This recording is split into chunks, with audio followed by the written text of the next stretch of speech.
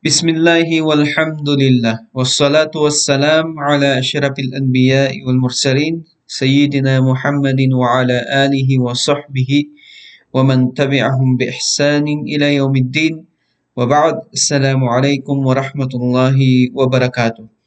Ang papuri ay tanging kay Allah subhanahu wa ta'ala lamang na tanging Panginoon at Diyos ng sanlibutan.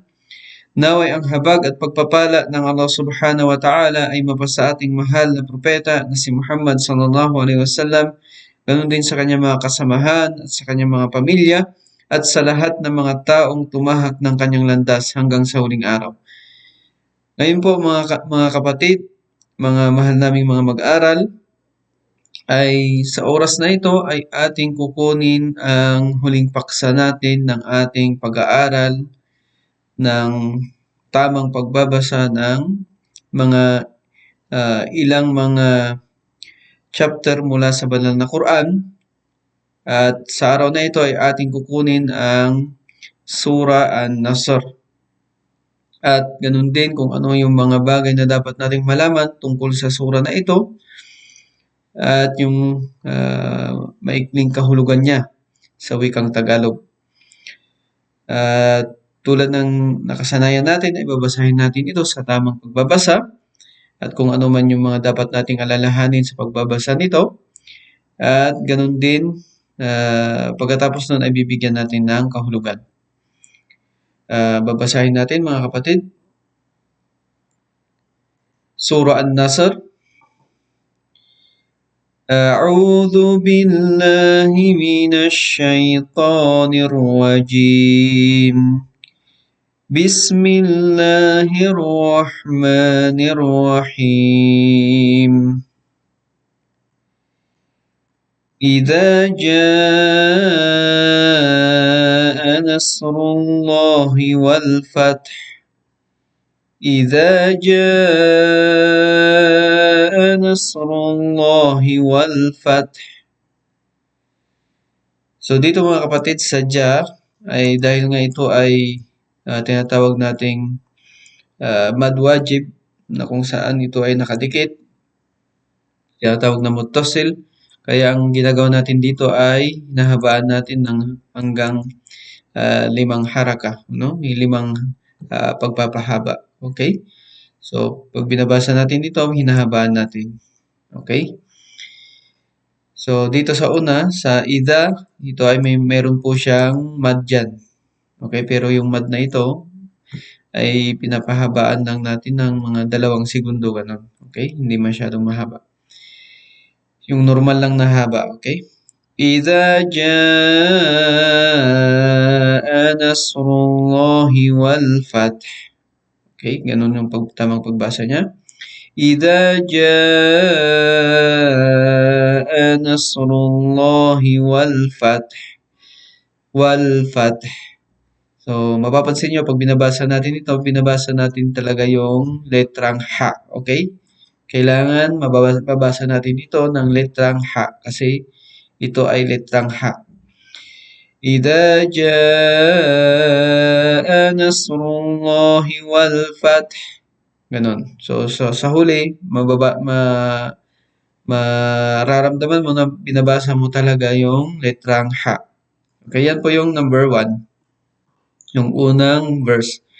Pangalawa, وَرَأَيْتَ النَّاسَ يَدْخُلُونَ فِي دِينِ اللَّهِ أَفْوَاجًا وَرَأَيْتَ النَّاسَ يَدْخُلُونَ فِي دِينِ اللَّهِ أَفْوَاجًا. Okay, dito, وَرَأَيْتَ النَّاسَ. So dito, medyo tumitigil tayo ng mga 2 segundo, ganyan. وَرَأَيْتَ النَّاسَ kasi shadda siya na nun.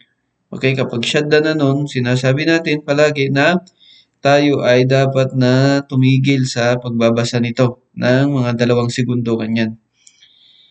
Tapos, dito sa sumunod, yadkhuluna. Okay, yadkhuluna. Okay, dito sa dal, mayroon siyang kalkala dyan, yung tinatawag nating pagbabounce. Nagbabounce siya pag binabasa natin. Okay, Yadkhuluna, yadkhuluna. So, mapapansin niyo yung dal doon na sukun ay nagkakaroon siya ng kalkala o bounce. Yadkhuluna. Okay, dito sa ah, yadkhuluna, dito ay meron tayong mad. Okay? So, binabasa natin siya na may mad dito sa part na yan. Yadkhuluna. Okay? Sa lam. Okay? Tapos yung waw dito sukun siya. Kaya yadkhuluna. So, nilalagyan natin ng mad. Okay? Ganun din sa fi kasi ito ay ya. Okay? Na mad din. So, kaya pinapahaba natin fi dinillah. Ganun din dito. Yung meron din siyang ya. Kaya pinapahaba rin natin dinillah. Ganun. Okay? Tapos dito, afwaja. Doon sa waw, meron ding mad dyan kasi alif. Okay? Afwaja. Ganun din sa huli. Ja, kasi may mad siya. Okay? Na alif. Okay? So, kung mapapansin nyo, maraming mga mad dito. Okay? Mayroon dyan dito sa una, annas. Yan, mad din yan. Dito sa waw, mad din. Dito sa fi, may mad yan. Tapos sa dinil, may mad din dyan. Tapos dito sa afwaja, yun, dun sa waw at sa bandang huli, meron ding mad. Okay, basahin natin ulit. وَرَأَيْتَ النَّاسَ يَدْخُلُونَ فِي دِينِ اللَّهِ أَفْوَاجًا. So, bago ninyo isaulo ito ay tignan ninyo yung mga part na mayroon siyang mad para inshallah tama yung pagsasaulo ninyo. Okay? Yan po ang number 2 at panghuli. Fasabbih bihamdi rabbika wastaghfir. Okay, pwede mong putulin hanggang dyan. Innahu kana tawwaba.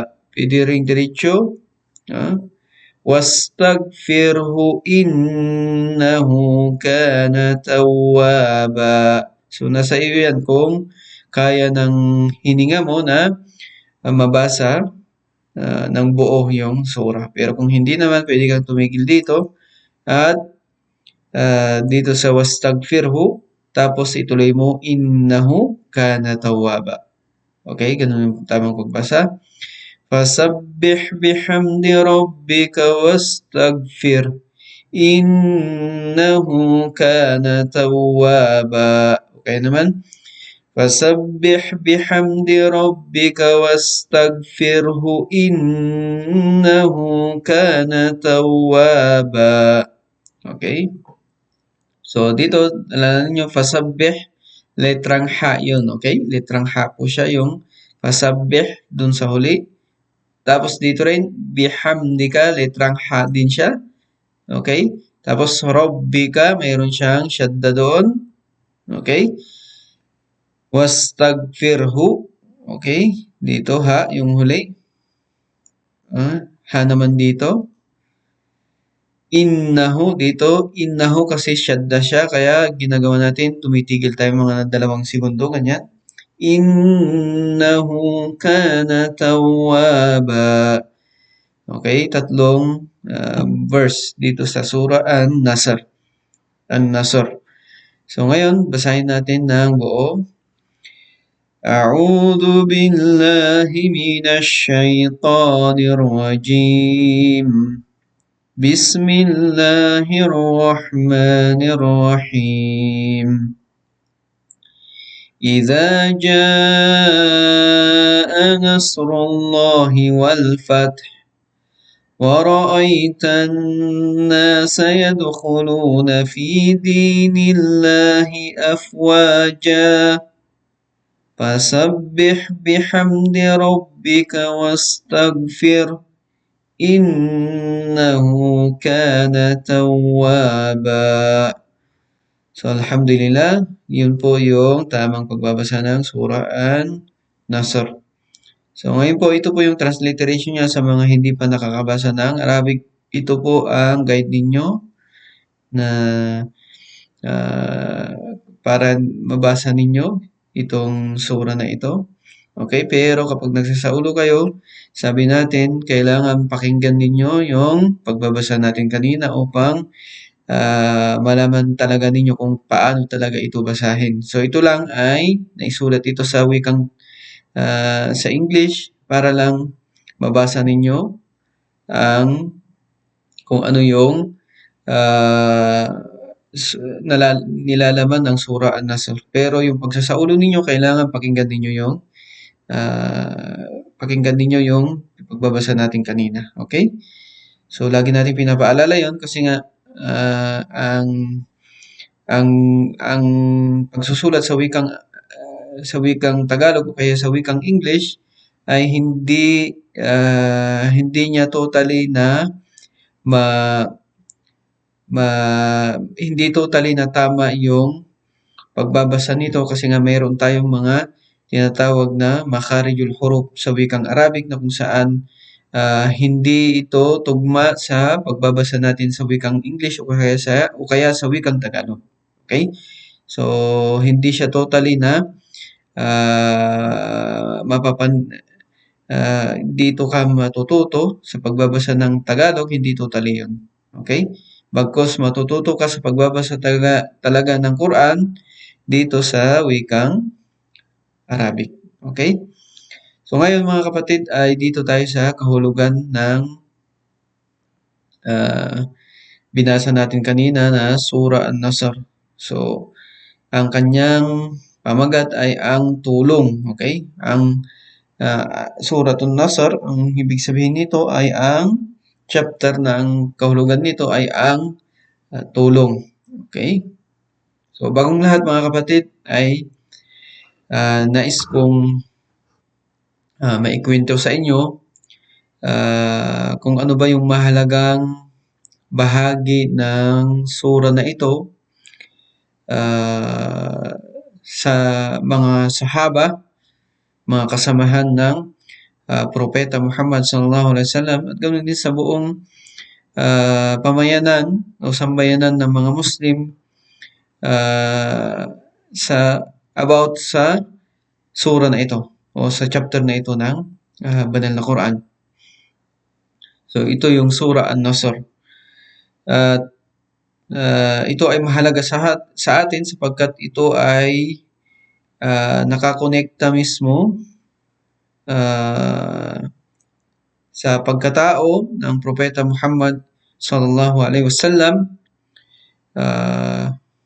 kung gaano siya pinangaralan ng Allah subhanahu wa ta'ala at ganoon din malalaman natin na ang Surah An-Nasr na ito ay pagpapatunay lang na ang lahat ng tao na nilikha ng Allah subhanahu wa ta'ala, ano pa man ang kanyang posisyon, siya man ay o kaya ano pa man ang kanyang kalagayan o posisyon, siya man ay tao, okay, siya man ay propeta, siya man ay isang maalam na tao, okay, o kaya mayaman, mahirap, lahat ng nilikha ng Allah subhanahu wa ta'ala ay sadyang makakatikim ng kamatayan.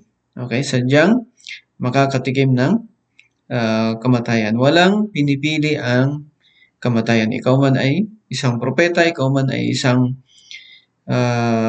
mayaman na tao, o kaya ikaw man ay isang presidente, o kaya anumang posisyon mayroon ka, lahat tayo ay makakatikim nito. Okay?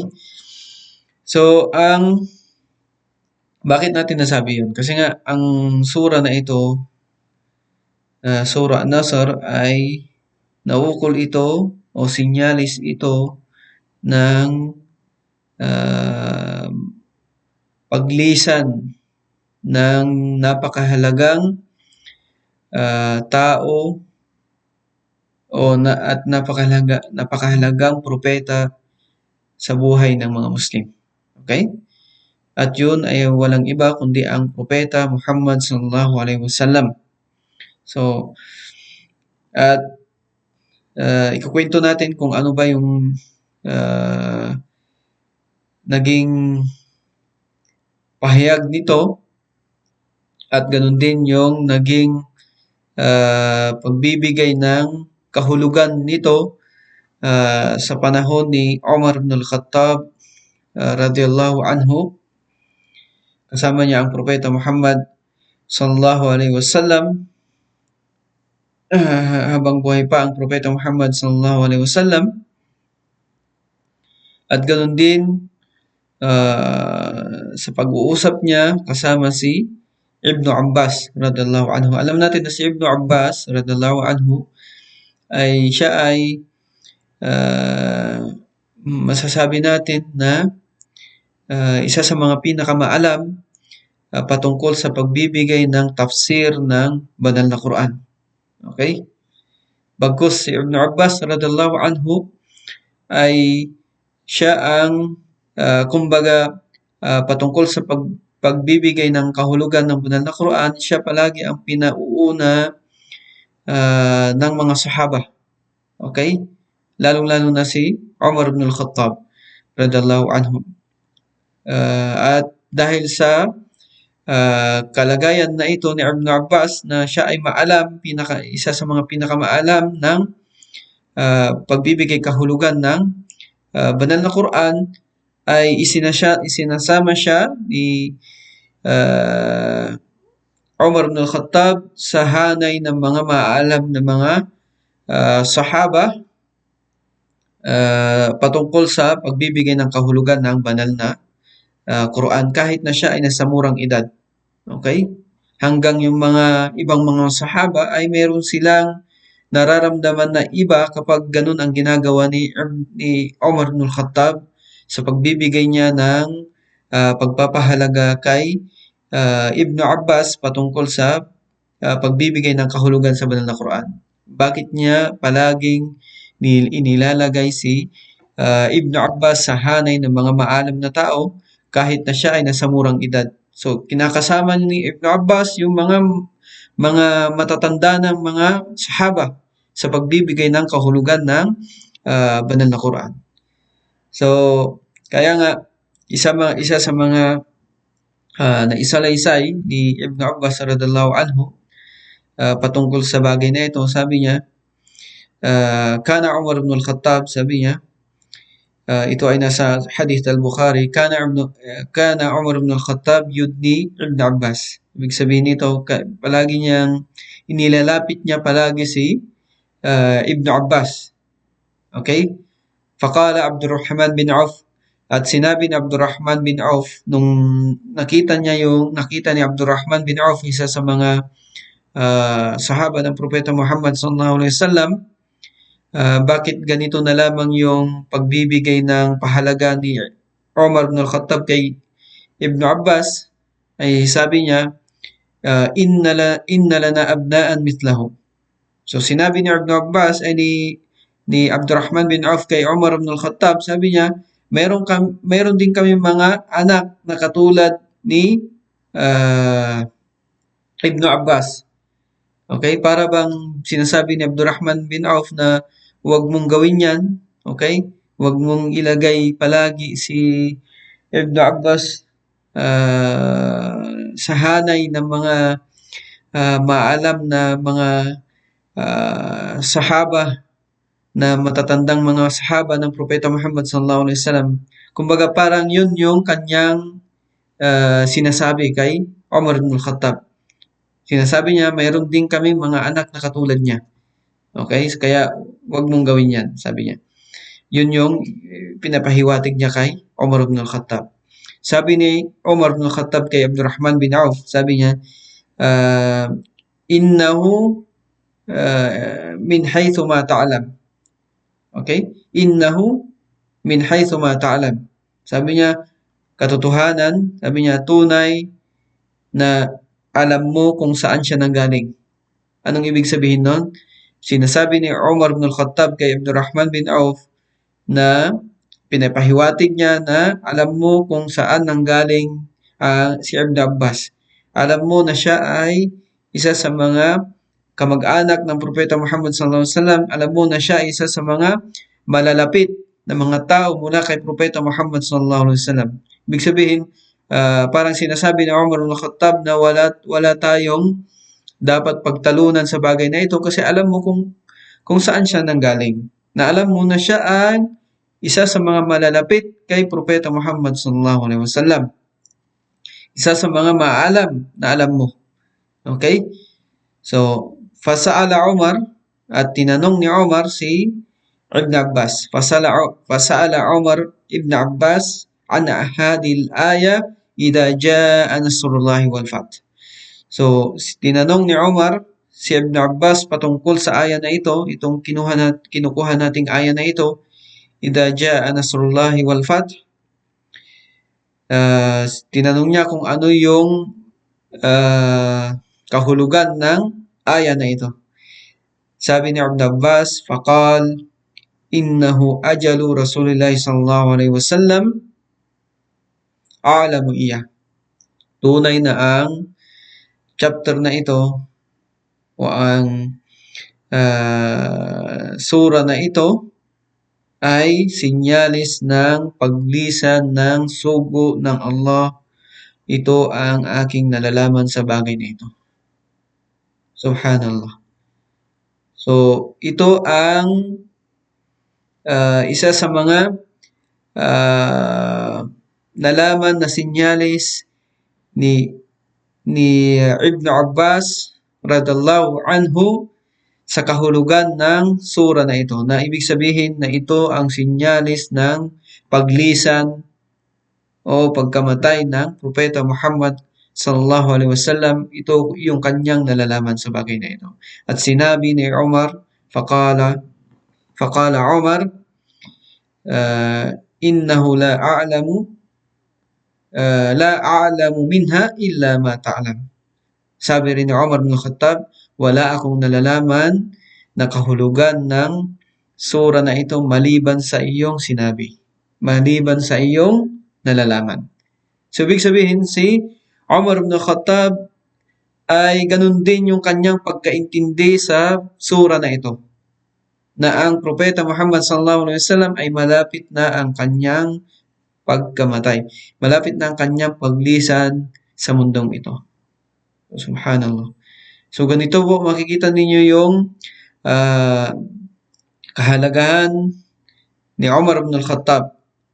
Okay? Ganito yung kanyang antas ng kanyang kaalaman na kahit na siya ay nasa murang edad ay meron siyang kaalaman na kaloob sa kanya ng Allah subhanahu wa ta'ala na nalalaman niya sa mga sura o mga kahulugan ng banal na Quran. So, at ganun din, si Umar ibn al-Khattab, ganun din yung kanyang kaalaman ukol sa pagbibigay ng kahulugan sa sura na ito na tinatawag nating Suratu An-Nasr. Okay? So, ito po yung maikling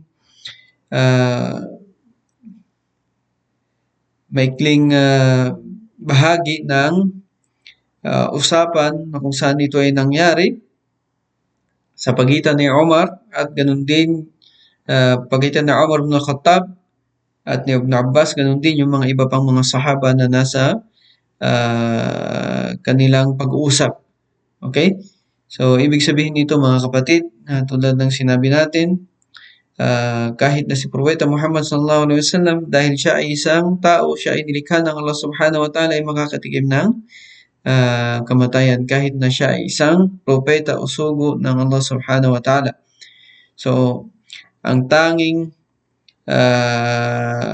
buhay na hindi namamatay ay ang dakilang Allah na si Allah subhanahu wa ta'ala. Okay? So, ito po yung kahulugan ng Surah An-Nasr. So, basahin natin. Number 1, kapag dumating ang tulong ng Allah sa iyo o Muhammad laban sa iyong mga kaaway at ang pananakop ng Makkah. Ibig sabihin, kapag dumating na yung tulong ng Allah kay Propeta Muhammad sallallahu alaihi wasallam laban sa mga kaaway at mga pananakop ng Makkah, okay? Kapag dumating na ang oras na ito, number 2, at makikita mo ang mga tao na maraming magsisipasukan sa relihon ng Allah. Okay? Makikita mo na yung mga tao na marami na silang papasok sa Islam. Okay? Number 3, kaya't ipagbunyi ang pagpuri ng iyong Panginoon at hilingin ang kanyang kapatawaran. Katiyakan siya ay palagi nang tumatanggap ng pagsisisi at ang nagpapatawad. Okay? Kaya kapag nakita mo ng bagay na ito, yung tulong ng Allah, ganun din yung mga tao ay magsisipasukan sa reliyong Islam, ay ipagbunyi mo. Pumuri ka kay Allah subhanahu wa ta'ala sa iyong Panginoon at hilingin mo sa Kanya ang Kanyang kapatawaran. So ito, kung mapapansin natin sa sura na ito, ay wala tayong mababasa dito na kung saan malalaman natin kaagad na ito ay sinyalis ng pagkamatay ng Propeta Muhammad sallallahu alaihi wasallam. Pero sa kahulugan nito, sa pagbibigay ng kahulugan nito, at ganun din yung sinyalis na naunawaan ni Ibn Abbas radallahu anhu at ganun din si Umar ibn al-Khattab tungkol sa kahulugan ng sura na ito, ay nalaman nila na ito ay sinyalis, okay, ng paglisan ng Propeta Muhammad sallallahu alaihi wasallam. Okay? So yun po yung maikling pagbibigay ng kahulugan ng sura na ito, ng Sura An-Nasr. Kaya mga kapatid, ay ito ay pagbibigay sa atin ng paalala, okay, ng pagkakaroon natin ng sikap na maitaguyod ang Islam sa ating buhay, ganun din sa ating mga pamilya. Okay? So habang tayo ay may buhay dito sa mundong ito, ay gamitin natin, gugulin natin sa kabutihan upang sa ganun ay makita natin ang kaluguran ng Allah subhanahu wa ta'ala, at ganun din yung mga bagay na makapagbibigay sa atin ng benepisyo at kasiyahan doon sa kabilang buhay. So itong sura na ito ay inshallah ay basahin ninyo at isaulo, at ganun din yung nakasanayan natin, mag-send kayo ng voice record ng sura na ito para ma-check natin. Hanggang dito na lamang, wa akhiru da'wana anil hamdulillahi rabbil alamin. Assalamu alaikum wa rahmatullahi wa barakatuh.